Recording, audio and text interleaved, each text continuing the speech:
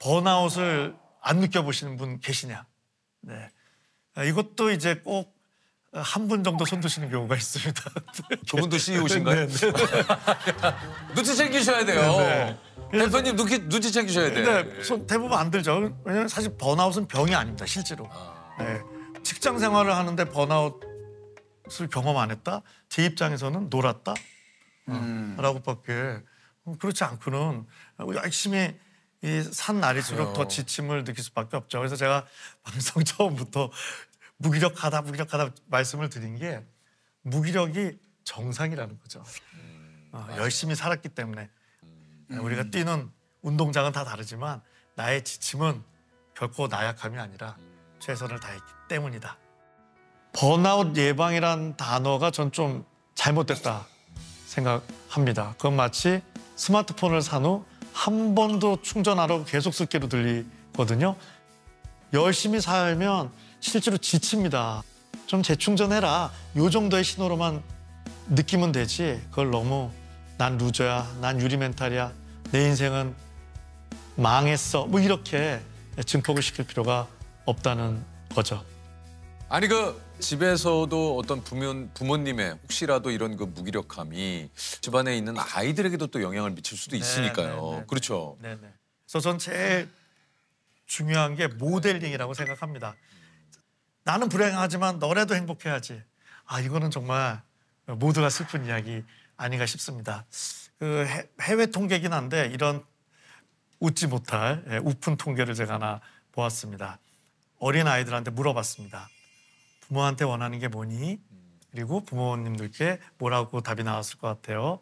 질문을 드렸더니 부모님들의 예상은 시간을 내서 더 나랑 많이 놀아줬으면 좋겠어요. 라고 부모님들은 예상했는데 실제 대답은 엄마 아빠가 좀 행복한 얼굴로 웃으면서 살았으면 좋겠어요. 라는 거죠. 저 이인이 뭔지 좀 재밌게 사는 것 같은데 그 부모님이 사는 인생이 궁금한데 나도 한번 저 인생을 경험하고 싶다. 뭐 이런 게 그런 내 스스로가 먼저 즐겁게 사는 그 모습 자체를 자녀들이 보는 게 중요하지 않나 싶습니다. 진짜 교수님이 지금 얘기를 해서 생각을 해보니까 저도 어렸을 때나 그 집안의 어떤 평화로운 분위기와 어머니 아버지의 웃는 모습 이것이 가장 나에게 미치는 뭔가 좀 안정감이 그런 거 아닐까라는 생각이 좀 들어요. 진짜 저희 학창 시절에도 보면 제 친구들 중에 그쵸. 유독 집에 가기 싫어하는 애들이 있었어요. 그래서 왜? 지금 아빠 퇴근 시간이거든. 그럼 가면은 그냥 매일 반복적으로 그냥 그 아빠의 약간 좀 피곤한 모습과 무거운 그 분위기가 분위기가 이 친구는 받기가 싫은 거예요. 그러니까 어떻게 보면 좋은 부모 되는 게 엄청 쉬우면서도 엄청 어려워요. 거죠. 나부터 그게 뭐 항상 즐겁고 이런 건 아니지만 내 삶에 대해서 솔직하고 무기력한 것도 받아들이면서 최선을 다하면서 어쨌든 삶에 있어서 가치 있게 사는 그런 모습을 보면 예를 들어서 근데 자기는 무기력하고 힘들어 죽겠는데 이제 자녀한테 젊은 애가 왜 무기력이야? 방 안에만 틀어박혀 있어. 자기도 그러면서. 네. 맞아. 네. 반성하게 됩니다. 네. 나도 무기력하면서. 그럼 교수님은 제일 자주 하는 얘기가 뭐예요, 자녀분에게? 제 아이는 지금 직장 생활 하고 있는데요. 근데 출근하자마자 전화가 옵니다. 네. 뭐라고요? 퇴근하고 싶다고. 그러면 이제 저는 세상엔 두 가지 인생밖에 없어. 퇴근하고 싶은 인생, 어딘가에 출근하고 싶은 인생. 그러네. 그래서 제 아들한테 저주 아닌 저주를 하죠. 난 네가 평생 집에 가고 싶은 인생이면 좋겠어. 계속 뭔가 일이 있다는 거 아니에요. 그러니까. 어릴 때 좀 약간 어머님이 좀 우울했던 얼굴과 그런 좀 에피소드 기억이 있습니다. 그래서 그건 제가 좀 우울증이 좀 온 거일 수도 있었겠구나. 내가 계속 그랬던 게 우울이 좀 깔려 있을 수도 있겠구나. 전공의 시절에 저희도 이제 분석을 받을 때 그런 얘기를 했더니 아마 그 어머니를 고치고 싶은 마음에 정신과를 했는지도 모르겠다. 그 선배 교수님이 이제 그런 이야기를 했던 것도 생각나는데요. 네. 제 삶에 있어서 무기력하지만 오늘 여기 나온 큰 이유 중에 하나는 아들이 좋아하는 것도 있죠. 아빠가 유퀴즈 나갔다. 이게 이야기거리가 되지 않습니까? 우리 아빠 유퀴즈 나갔다. 세상이 뭐 좀 재밌네 그렇게 생각할 수 있지 않을까요? 아니 근데 직장인들의 스트레스 원인 1위가 이제 상사, 뭐 동료와 그러니까 소위 말해서 인간관계잖아요. 아, 그렇죠. 제일 힘들어요. 제일 힘들어요. 이게 진짜 직장 내에서 이런 것 때문에 스트레스 받는 분들 정말 많지 않습니까? 네. 이거 뭐 어떻게 피할 수도 없고. 뭐 한 가지 좀 팁을 드리면 대부분 이제 화가 나거든요. 그렇죠. 근데 화라는 것도 이게 사실 뭐 무기력의 다 친구들이거든요. 무기력, 슬픔, 분노, 짜증. 뭐 이게 한꺼번에 오죠. 나는 뭐 슬프진 않고 우울하진 않고 딱 무기력만 있어. 뭐 이런 경우는 없거든요. 그렇죠. 그래서 제가 드리는 게 일단 3일은 참아라. 3일. 그 사람한테 뭐라고 하지 말고. 그다음에는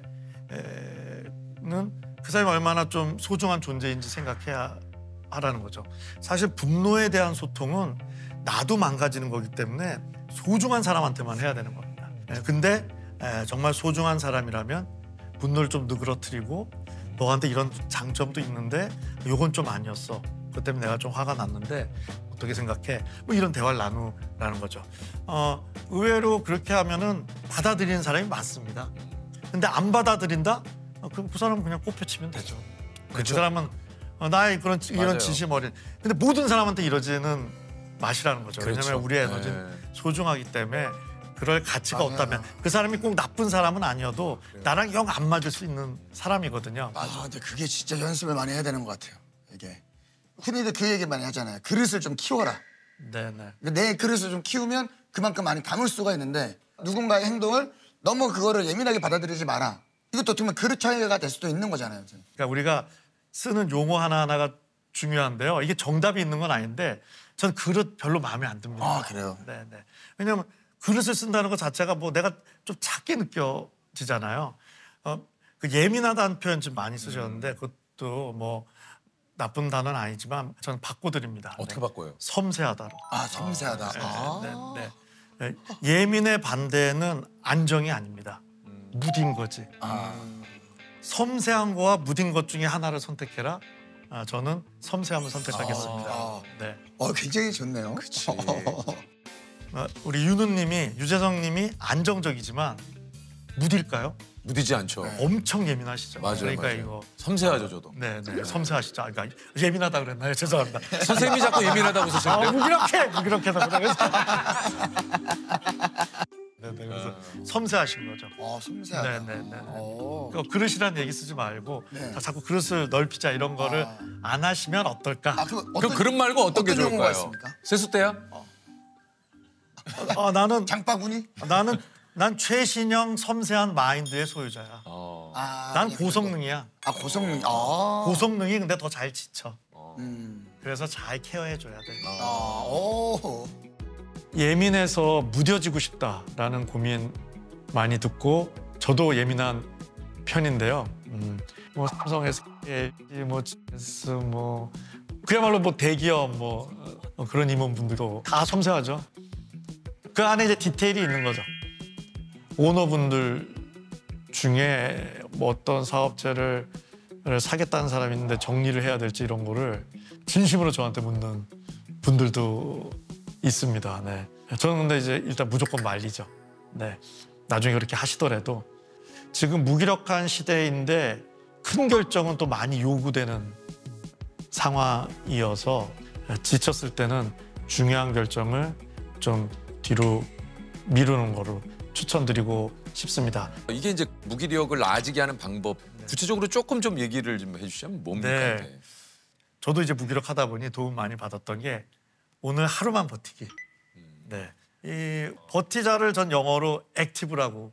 액티브가 무기력의 세상에서 약간 좀 정의가 바뀌었습니다. 하고 싶은 일을 하는 게 아니라 하고 났더니 오히려 동기부여. 괜찮더라. 동기부여는 없지만 행동부터 하는 거죠. 일단 거죠. 하고. 네. 최근에 고등학교 모임 했는데 5명이 나왔는데 다 5시까지 어떻게 하면 안 나올까 하는 얼굴이 보이더라고요. 그 좋다고 또 떠들고. 막상 나가보면 괜찮아요. 네, 맞아요. 나가기 전까지 막 아우 이걸 나가야 되나 오늘 날도 추운데 막 왜 약속 잡았지? 그냥 나 딴 날이 좋은데 이날 또 막 나가면 좋아. 나가면. 그래서 이 버티자가 꽤 괜찮다는 거죠. 그래서 이게 말하다 보면 제 자랑처럼 될까 해서 좀 그렇긴 한데요. 자랑을 하시죠. 네네. 뭐. 예. 제가 너무 무기력해서 무기력이란 키워드로 책을 내야겠다고는 생각을 해서 저 재작년에 출판사랑 계약을 했거든요. 계속 안 쓰니까 무기력해서 작년 초에 더 안 쓰면 안 된다 이래갖고 고소까지 나왔는데 네네, 지금. 그래서 이건 빨리 써야겠는데. 너무 쓰기 싫어갖고 하지만 이제 버티자. 하루에 요만큼씩만 쓰자. 그래서 책이 나왔어요. 전혀 쓰고 싶지 않았는데. 그랬더니 책 홍보를 하라고 여기저기 또 나와야죠. 출연하래요. 그래서 막 버티자 이런 젠장 버티자 이렇게 나갔어요. 그걸 또 우연히 작가님이 보셨어요. 그 덕택에 여기 또 섭외를 받은 거거든요. 예. 그러니까 제가 이제 책을 썼기 때문에 그런 일어난 작은 일이죠. 것들이 이래서 제가 평소에 이렇게 좋아하던 오늘 두 분을 뵐 수도 있고 저의 전 이 영상을 평생 잘 간직할 생각입니다. 그러니까 교수님 얘기대로 버티자 했더니 오늘까지 왔다. 제가 좀 염세적이어서요. 네. 납골당에 이걸 계속 틀 생각입니다. 아니 근데 솔직한 제 생각입니다. 네네네. 그다음에 제가 자주 말씀드린 거는 저는 이제 낙천과 그 좀 긍정이라는 이 두 단어를 좀 제 맘대로 좀 분리해서 이해하고 있거든요. 낙천과 긍정을 어떻게 좀 분리해서 네. 얘기를 하시나요? 낙천은 불안한 일이 걱정할 일이 있는데도 걱정 안 하는 거. 그게 낙천입니다. 낙천적인 네네. 성격. 혹시 그런 알약 있으면 드시겠습니까?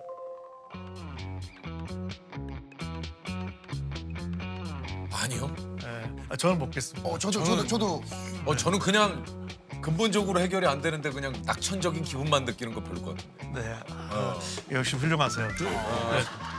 좀 우리가 맞는 것 저는 같아. 뭐 알약 뭐 배부르게 먹을 수 있다면 뭐 먹읍시다. 네. 아니 뭐 주변에 문제가 생기던 내 마음 편한 네, 공간이지. 네. 그래서 낙천은 이제 좀 그런 거라면, 그런 거라면. 네네. 긍정은 걱정할 거는 걱정하지만 그래도 미래에 대한 긍정적인 그 관점을 1도라도 유지하는 놓치지 않는 거거든요. 아 이게 낙천과 긍정이군요. 네. 오. 저한테 도움이 많이 된 것 같습니다. 우리가 내 마음대로 잘 안 되는 게 많지 않습니까? 너무 많죠. 뭐 기다려야 되고 뭐도 되고 제 기억에 그 유퀴즈도 막 처음부터 잘 되셨던 건 아니죠, 아니잖아요. 아니죠. 네. 그렇죠? 불안함에 뭐 일주일을 뭐 네, 그냥 네. 예. 또 방송 나가고 나면 또 뭐. 저도 뭐 같이 보면서 아슬아슬했었는데 네, 저는 진짜 네. 저희가 막 타로도 보고 했었어요. 그러니까요. 근데 그분이 근데 그 타론 쌤이 그분이- 그랬어. 대관식은 준비가 돼 있다. 네. 그리고 그분이 시청률도 5% 정도 나올 것 같습니다. 하길래 형이 지금 현재 몇 프로 정도 되시냐? 저희는 지금 한 지금 2점 몇 정도. 나오고 있어요. 와, 2점 뭔가 좀 폭발력을 가지려면 예를 들어 3? 뭐 크게는 한 4 정도 가면 대박이죠. 이건 초대박이지. 그렇죠. 5 가면 뭐 난리 나는. 이건 초대박이에요. 4, 5 대박이다 할지 모르겠지만 나는 거기가 전혀 불가능하다 보지 않다는 거죠. 파티장에 준비를 하는 거. 링겔 투혼이 필요합니다. 링겔 투혼. 네. 지금도 열심히 하신다고 했는데 저는 그보다 더 열심히 하고 했으니까 내가 모르고 있는 내 안에 뭔가 더 있다는 얘기죠. 그렇죠. 잠재력을 터트려셔야죠. 알겠습니다. 나오면서 우리가 또 이분 잘 못 보시는 것 같은데 그러는데 실제로 그게 이루어졌어요. 그러니까요. 아까 말씀드렸지만 무기력이라는 게 사람이 부정적으로 바뀌는 거거든요. 까만 지하실에 있어도 그 한 줄기 빛, 유퀴즈 5% 나올 거야. 이런 거죠. 이렇게 될지는 모르는. 그러니까 아니 그래서 그런 거 있어요. 가끔 이제 그런 긍정적인 마인드를 장착하기 위한 내 스스로의 주문일 수도 있고 파이팅! 아자! 오늘도 힘내자. 좀 그러니까 뭐 어떻게 보면 이게 셀프 긍정이라고 할까요? 그러니까 모든 일에 좀 긍정적인. 근데 이런 친구들이 가끔 보면 주변에 며칠 뒤에 링거 맞고 그러더라고요. 네. 뭐 제가 대표적인 케이스. 요건 어떻습니까? 셀프 긍정. 이거 중요하죠. 중요하죠. 근데 이제 무기력의 시대에는 그걸 한 90% 가져가되 하루에 1시간 정도는 괜찮아. 최선을 다했어. 그렇지. 그거를 이제 연민, 위로라고 합니다. 그래서 마인드 컨트롤과 그러니까 마음을 조종하는 거와 내 마음을 위로하는 거를 그래도 한 9대 1로는 좀 섞는 게 필요하다는 거죠. 제가 시청자분들께 10번만 화이팅하면 채널 다 돌리실 겁니다. 네. 왜냐하면 그게 나쁜 게 아닌데 그쵸. 우리 마음이 되게 이중성이 있거든요. 그래. 좀 뭔지 너나 알아. 화이팅 하세요. 뭐 이렇게 이제 그래. 뭐 내 기분은 그렇지 않은데 뭐 네가 파이팅 한다고 내가 파이팅이 되냐? 이러실 수도 있고. 그래서 참 화이팅 하는데 이 하루를 좀 마감할 땐 그래도 지치고 힘들거든요. 내 뜻대로 안 될 때 잘했어. 뭐 나는 손흥민이야. 모르는 게 약이야. 뭐 여러 가지 걸 쓰면서 한번 나를 꼭 안아주는. 그러니까는 완벽주의 때문에 고민해서 오시는 분들이 많습니다. 네. 완벽주의 자체는 나쁜 게 아닌데 요즘 완벽주의가 과불안으로 갔고. 그래서 이거를 완벽주의를 좀 이렇게 적용하는 게 저는 중요하다고 생각합니다. 일을 할 때는 완벽주의로. 하지만 일이 끝나고 나서는 결과가 어떻든 받아들이는. 꼭 안아주는 위로를. 그렇지. 그러면 되지. 이게 아마 중장기적으로도 그게 중요하지. 롱런할 수 있고 맞아요. 더 좋은 그겁니다. 결과를 낼 수 있죠. 열심히 일한 날일수록 하루를 마감하는 엔딩 감성이 짜증나, 피곤해 이렇게 되기가 쉽습니다. 송혜교님 편이 생각나더라고요. 이제 뭐 행복일기, 긍정일기 쓰기이죠. 많이 힘드셨을 때 저녁에 자기 전에는 오늘 하루 감사했던 10가지를 적는 거를 5년을 했어요. 5년을요? 네. 오늘 날씨가 좋은 것도 감사하고 너가 굶지 않고 밥을 먹은 것도 감사하고 그런 소소한 것들을 감사하기 시작하니까 너무 많더라고요. 오늘 너무 좋았어까지는 아니지만 나쁘지 않았어 정도로는 하루를 마감해줘야 오늘 하루 가치 있게 보냈다. 이런 기억이 이제 남게 되면 그게 이제 또 그 다음에 뭔가를 할 때 좀 더 버티는데 도움이 되죠. 아니 그 정신과 의사로 사는 건 좀 어떻습니까? 정신과 의사로 사는 것 한 30년 했을 때 후회했습니다. 왜요? 제가 30년 정신과 의사하고 깨달은 게 내 마음이 내 마음대로 안 되는 걸 깨달아서. 그렇죠. 원래 내 마음대로 안 되잖아요. 내 네, 뜻대로. 되는 줄 알고. 그걸 정신과 그래서 했었거든요. 이제 그 공부를 또 하셨고. 네. 솔직히 얘기하겠습니다. 피부 미용 레이저를 할 걸. 왜요? 좋지 않습니까? 확실히 그거는 도움도 드릴 수 있고. 어. 저는 좀 정신과에도 왜 레이저 치료기기가 안 나오는지. 레이저 치료 좀 확실한 어떤. 그렇죠. 마음이 아파요, 무기력해요. 그러면 이 침대에 누우세요. 그럼 마음에 이렇게 레이저를 착. 그걸로 지워드릴게요. 그 고민을. 그러니까. 생각만 해도 굉장히 네. 내 마음 상태와 무관하게 오늘 하루 버티면서 하겠어. 이렇게 좀 단순화시켜서 하는 게 필요하다고 생각합니다. 없어질까 말까 했는데 네, 끝까지 버텨서 이렇게 대한민국 최고의 프로가 된다는 그 과정도 보면서 힐링을 받는 겁니다. 유퀴즈가 저의 정신과 의사인 거죠. 그 순간은. 그게 커피 한 잔일 수도 있고요. 내가 보고 싶은 뭐 영상을 보는 걸 수도 있고요. 실제 미니 산책을 하는 걸 수도 있고 행동하면 다시 내 마음에 조금씩 불이 지펴질 겁니다.